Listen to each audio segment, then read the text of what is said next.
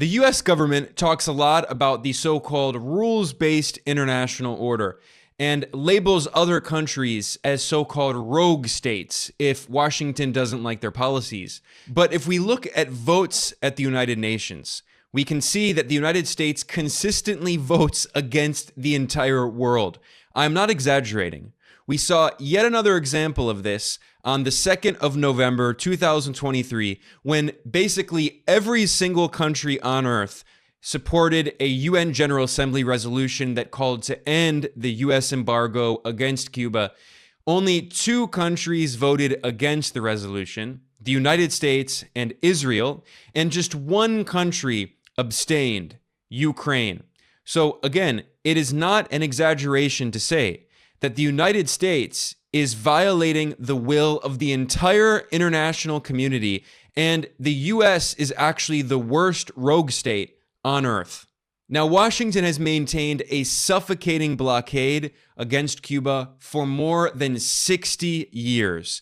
This has starved the country of hundreds of billions of dollars. It prevents Cuba from importing technology and machine parts and medicine and food, despite the US's false claim that it has exemptions. It makes it very difficult for Cuba to get international financing and work with foreign banks because of the threat of US secondary sanctions. And it has contributed to actual deaths, preventable deaths of Cubans who have died because their country was not able to import certain medicines or medical equipment or machine parts that they needed to treat them. Now, it's very clear why the US has been maintaining this criminal blockade against the Cuban people for so many decades. This was spelled out very clearly in an internal memo that was published in 1960 inside the State Department, and you can find this online at the State Department's Office of the Historian. And in this cable, a top US diplomat acknowledges that the majority of Cubans supported Fidel Castro, the leader of the Cuban Revolution that took place in 1959. And the US diplomat acknowledged there is no effective political opposition to the new leftist government. So the US State Department said very clearly, I'm reading from the State Department, quote, "The only foreseeable means of alienating internal support is through disenchantment and disaffection based on economic dissatisfaction and hardship." So the US said that it wants to create economic hardship inside Cuba. And the top US diplomat said, quote, "Every possible means should be undertaken promptly to weaken the economic life of Cuba." Again, to weaken the economic life of Cuba.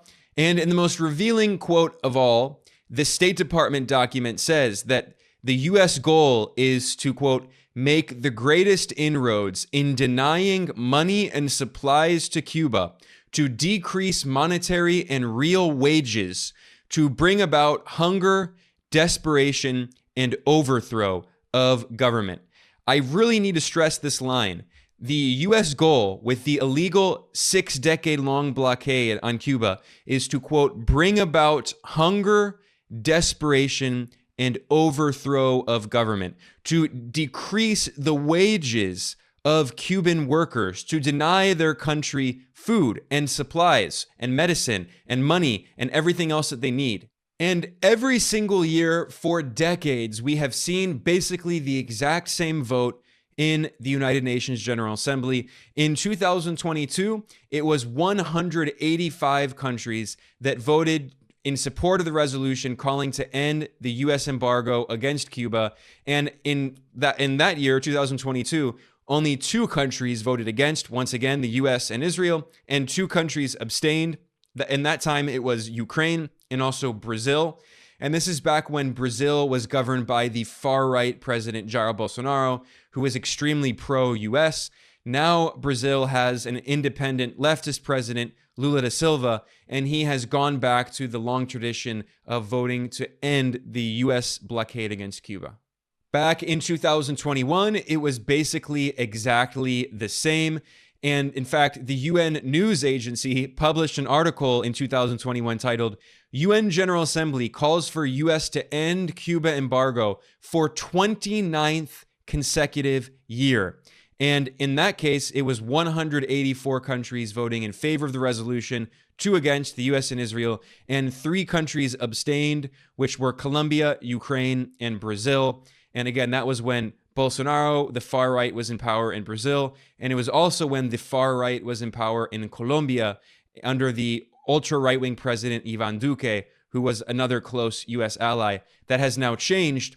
And for the first time ever, Colombia has a left-wing president, Gustavo Petro, who has been voting to end the illegal US blockade against Cuba. In 2019, at the UN, the vote was again basically identical. 187 countries in support of ending the blockade, 3 against, and in that case, it was the US, Israel, and Brazil. Bolsonaro actually voted in support of the blockade against the resolution to end the blockade. And in that case, Colombia and Ukraine abstained. So, I mean, what's incredible is that until recently, the only support the US could get on the international stage was from the Israeli apartheid regime, the far-right fascistic regime of Bolsonaro in Brazil, and the regime in Ukraine. And now the only countries that it can get to support it are apartheid Israel and Ukraine. It can't even get Colombia and Brazil to support it anymore. I've been reporting on this every single year for a decade.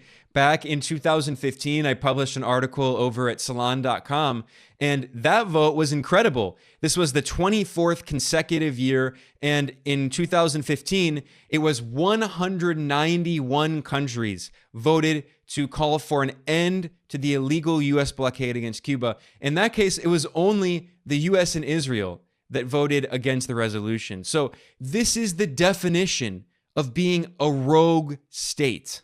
And by the way, on the subject of the 2023 United Nations General Assembly vote to end the US blockade against Cuba, the actual number of countries should have been 188, not 187.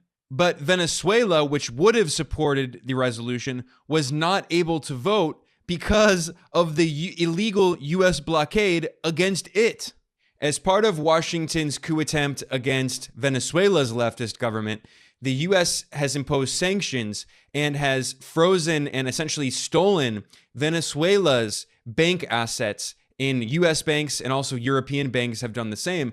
And by preventing Venezuela from accessing its money in its deposits in its bank accounts, Venezuela is unable to pay the membership fees in the UN, which means that it has lost its right to vote because of the US sanctions in Venezuela, which means that Venezuela can't vote against the illegal US blockade on Cuba. All of this goes to show is that the US is by far the world's worst violator of international law, and Washington continues to hold the UN hostage and prevent countries around the world from actually taking tangible action. We can see the exact same thing happening also while this vote was happening on the 2nd of November, where the US has been preventing peace in Gaza by using its veto power in the UN Security Council and voting against all resolutions calling for humanitarian ceasefires or pauses or truces in Gaza. Instead, the US has been holding the UN hostage, preventing peace, and sending Israel more and more weapons and protecting Israel as it's killing thousands of Palestinian children and carrying out horrific war crimes and crimes against humanity. And in fact, the issues of Palestine and Cuba are related. Cuba has always been a strong supporter of Palestinian rights, opposing Israeli colonialism. And in fact, at the UN General Assembly session in which they were discussing the resolution about the blockade, the Cuban Foreign Minister, Bruno Rodriguez, he mentioned the issue of Palestine while he was discussing the U.S. economic war against his country and how it prevents Cuba from buying animal fodder and industrial equipment and food production necessities and equipment and technologies and medical devices and pharmaceuticals. While he was discussing that, he also, I'm reading from the UN news agency, he also, quote, reiterated Cuba's support to and solidarity with Palestinian people who are currently being massacred on their own illegally occupied land. And he said these barbaric acts must stop. referring to the Israeli bombardment of the Gaza Strip. So the fact is that Cuba has directly raised this issue of supporting Palestinian human rights because Cuba has always been a direct challenger to the U.S. empire, to the U.S.-led capitalist imperialist system. And that is why Washington sees Cuba as a threat.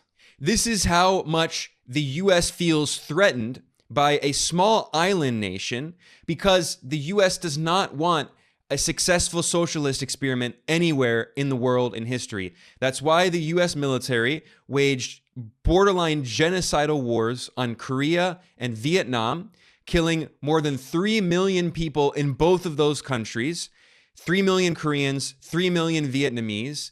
The U.S. in the first Cold War waged constant war all around the world. It wasn't so cold for people in Vietnam or in Korea. It wasn't so cold for instance, people in Indonesia, where the CIA backed one of the worst genocides in modern history. The MIT professor John Turman published an article in the Washington Post in which he estimated that U.S. wars have killed millions of civilians. He mentioned, for instance, that in the Korean War, it is widely believed that 3 million Koreans died in this U.S. war. In the war in Vietnam, between 1.5 million and 3.8 million Vietnamese people died. And in the U.S.-led war against Cambodia, 600,000 to 800,000 died. In Laos, about 1 million died as well. Similarly, for the people in Indonesia, the so-called Cold War was quite hot.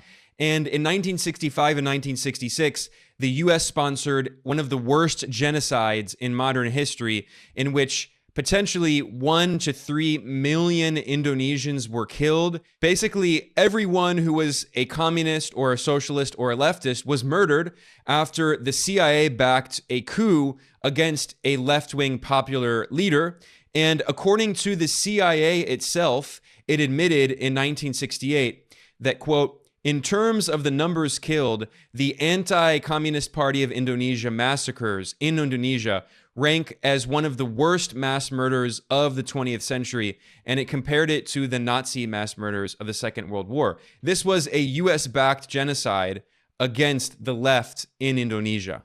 So when people ask why the US continues to maintain this criminal, illegal blockade against Cuba for more than 60 years, well, the US was willing to kill millions of people and sponsor genocidal coups and massacres for decades throughout the first Cold War. And the US continues to do that today because it does not want any country on earth to actually create a new economic model to challenge the US-led capitalist system that Washington is the leader of, that is based fundamentally in Wall Street. It was the United States that created the international financial system toward the end of World War II in the Bretton Woods Conference in 1944, with the US dollar at the center of that system. The US has been the greatest beneficiary of the creation of the imperialist world system, and the US has been desperately trying to destroy any country for decades that challenges the US-led imperialist capitalist system. That is why Cuba, despite being a small island nation with just around 11 million people,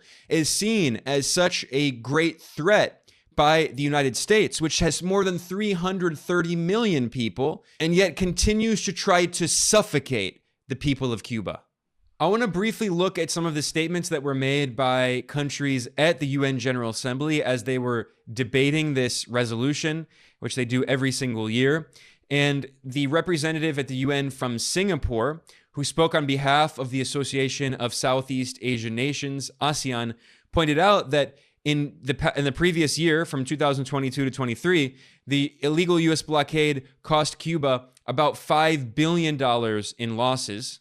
And we should keep in mind that Cuba's GDP is only around $100 billion. So that's really about 5% of GDP that Cuba loses every year because of the illegal US blockade.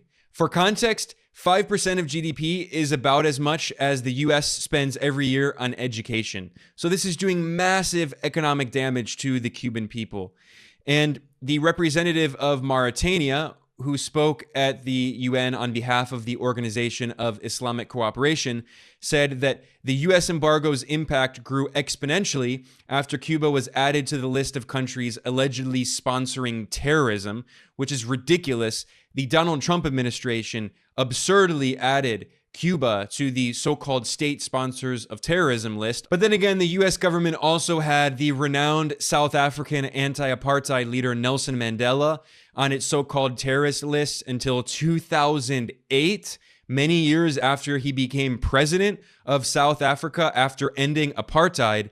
And of course, the United States had supported the apartheid regime in South Africa. So the fact that Cuba is on the so-called terrorist list shows that this is a completely bogus list. It's completely political. It has nothing to do with actual terrorism.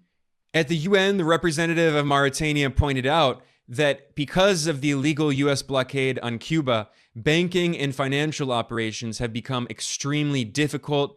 It also impacts Cuba's ability to obtain basic medicine and food. Now, the US absurdly claims that there are humanitarian exemptions, but that's always the excuse that Washington uses. The reality is that many foreign companies and countries don't want to do business with Cuba or another sanctioned country because they're afraid of so-called secondary sanctions. So there's something referred to as over-compliance. So even if a specific sector like food or medicine is not directly targeted by US sanctions, many countries simply don't want anything to do with it because they're simply afraid they could be targeted, or the insurance would be too expensive, because in order to do all of these international trade negotiations, you have to make sure that your trade is insured, and many insurance companies don't want anything to do with sanctioned countries. And also, again, because Cuba is sanctioned, it's very difficult to access the banking system, and because so much international trade is still done in US dollars, because Washington still dominates international financial institutions, it basically makes it very difficult for Cuba to trade with other countries, and it blocks it from huge parts of the international financial system. So even when Cuba can buy products from other companies or other countries, it still is very expensive for it. At the UN, the representative from El Salvador, who was speaking on behalf of the Central American integration system, pointed out that the US embargo has made it difficult for Cuba's public health authorities to acquire medical supplies and equipment. Cuba cannot acquire the ideal medicines needed to treat childhood cancer, and that has led to deaths.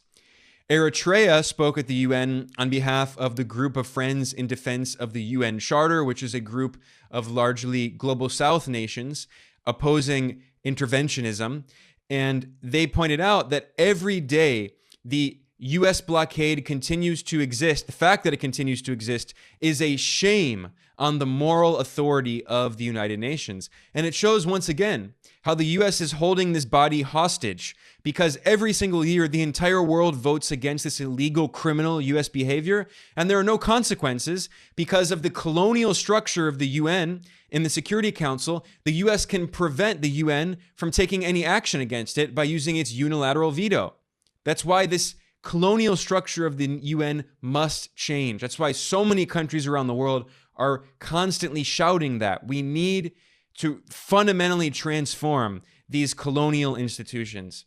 The representative of Azerbaijan spoke on behalf of the non-aligned movement at the UN, and he said that because of the US blockade, Cuba is denied access to markets, international aid, and technology transfers, which create serious obstacles to its socioeconomic development. The Cuban government itself also compiled a report back in July that it presented to the United Nations General Assembly in response to the resolution, providing more context. And I'm going to look at a few highlights here. It notes that over 80% of Cuba's population has never experienced life without the blockade. I mean, this has done so much damage to the Cuban people. And this report points out that the Trump administration imposed hundreds of new illegal sanctions on Cuba, and the Biden administration has done nothing to lift them. Instead of lifting Trump sanctions, Biden added more sanctions against Cuba. This is bipartisan sadism.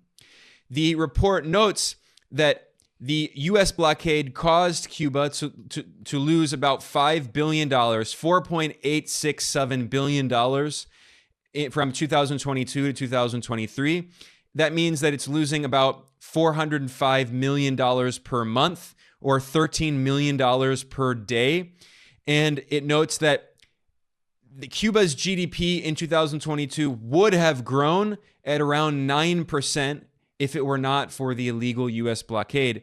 And Cuba estimates that the accumulated losses during over 60 years of the illegal U.S. sanctions against it amount to $159 billion, about $160 billion. And again, Cuba's GDP is only around $100 billion. So they're saying that about 150%, one and a half of their entire economy, of their entire GDP, has been lost because of this illegal U.S. blockade.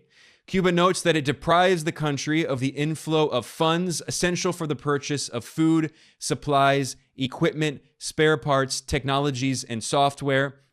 And Cuba notes, no other nation has been obliged to take on a social and development program under such conditions of prolonged systemic hostility on the part of the greatest power in human history. It added that the blockade constitutes a massive, flagrant, and systematic violation of the human rights of all Cubans, and it constitutes an act of genocide under the 1948 Convention on the Prevention and Punishment of the Crime of Genocide. But just as the United States is also sponsoring Israel's genocide in Gaza, this is an example of how the international political institutions that exist are not working. They're truly colonial, or you could say actually they are working in the way that the U.S. designed them, which is as colonial instruments. After the end of World War II, we saw the end of the European colonial empires gradually, but the creation of the U.S. empire and a neo-colonial system. And the U.S. refuses to be part of an international organization that it does not have veto power in, that it cannot unilaterally sabotage, whether that's the Bretton Woods institutions like the IMF and the World Bank, where the U.S. is the only country with veto power, or the United Nations Security Council, which has all the power to actually implement resolutions, but because the US and also France and the UK have permanent seats and therefore veto power, the colonial powers can prevent anything from happening, despite the fact that the entire world wants something to happen. And what's so incredible about this consistent UN vote every year to condemn the illegal US blockade against Cuba and call for it to be lifted is that even Washington's allies in Europe, which are very subservient to Washington, even they are constantly telling the U.S. to lift this illegal blockade. And Washington refuses to do so because it is a rogue state. According to any rational definition, any consistent definition of the term, the United States is the worst rogue state on earth. And it feels so threatened by Cuba, a small island nation of 11 million people, and the threat of a good example that Cuba could pose to capitalism by developing an alternative economic model. Cuba, despite the blockade, has one of the best healthcare systems in the region, and Cuba has sent doctors all over the world. Cuba has made so many strides. Cuba is renowned worldwide for its humanitarian support and its solidarity, despite living under this criminal, illegal U.S. blockade. So imagine what it could accomplish were it not for that. That's exactly why Washington is so afraid. And that's why the U.S. continues to impose sanctions on all of these countries, like Cuba, Venezuela, Nicaragua. And then it says, well, socialism fails everywhere. And the only solution is you have to privatize all of your state assets and sell them to our corporations on Wall Street. That's why you have to let us control your monetary policy. And that's why you have to take loans from our banks and the IMF and the World Bank that we control. This is all a form of neocolonialism. And countries that challenge that neocolonial imperialist system, like Cuba, like Venezuela, like Nicaragua, like China, like many others, they're seen as existential threats because to U.S. neocolonialism, the hegemonic system created by the U.S. empire, they are existential threats to that global dictatorship, which is what the United States wants to maintain, a global dictatorship. On that note, I'm going to end. Unfortunately, every single year we can see this UN vote where basically the entire world votes against the US blockade. But I will always be here at Geopolitical Economy Report reporting on it, as I've done for a decade now, reporting every single year. And if you like this kind of reporting that we do, please subscribe. If you prefer listening to these videos, if you prefer a podcast, you can check out the Geopolitical Economy Report podcast. And I will be back very soon with much more reporting. See you next time.